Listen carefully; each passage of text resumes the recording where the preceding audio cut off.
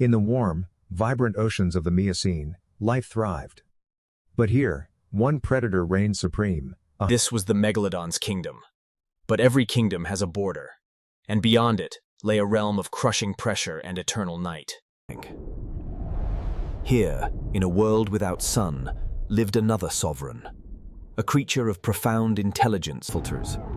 It was a master of its environment, a strategic hunter, armed not with teeth but with grasping limbs.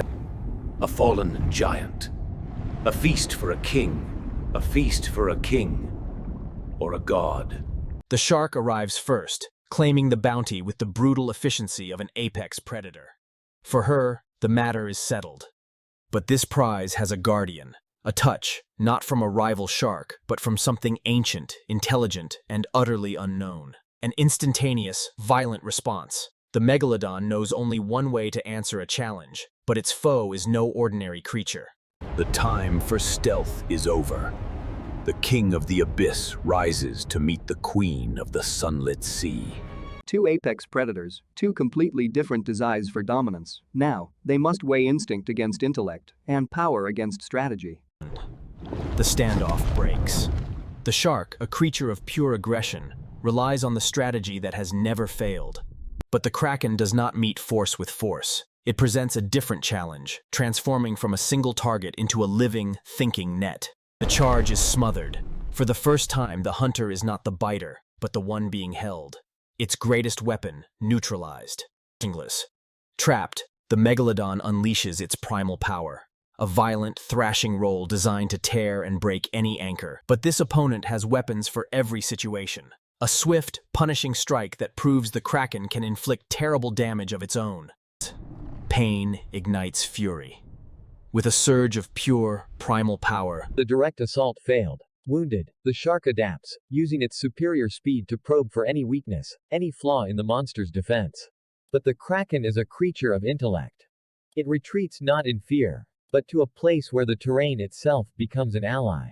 a classic cephalopod defense, deployed on a colossal scale, a cloud of absolute darkness to blind the eyes and overwhelm the senses.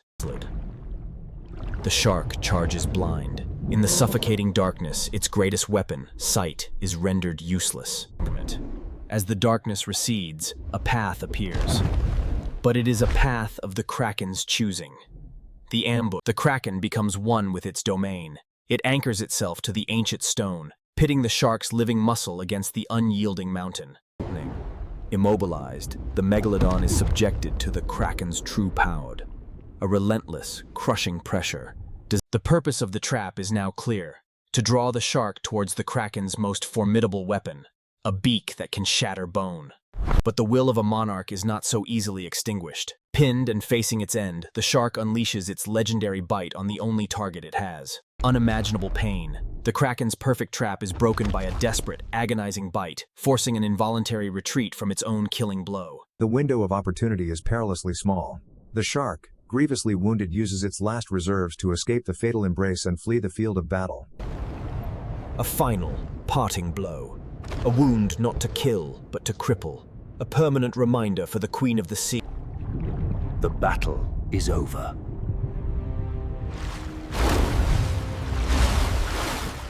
The Kraken does not pursue. Though gravely injured, it remains in its kingdom. And in the crushing dark, the ancient, wounded but unbroken. Its claim to the two titans, two worlds. Subscribe to follow more incredible stories of prehistoric warriors who shaped our world.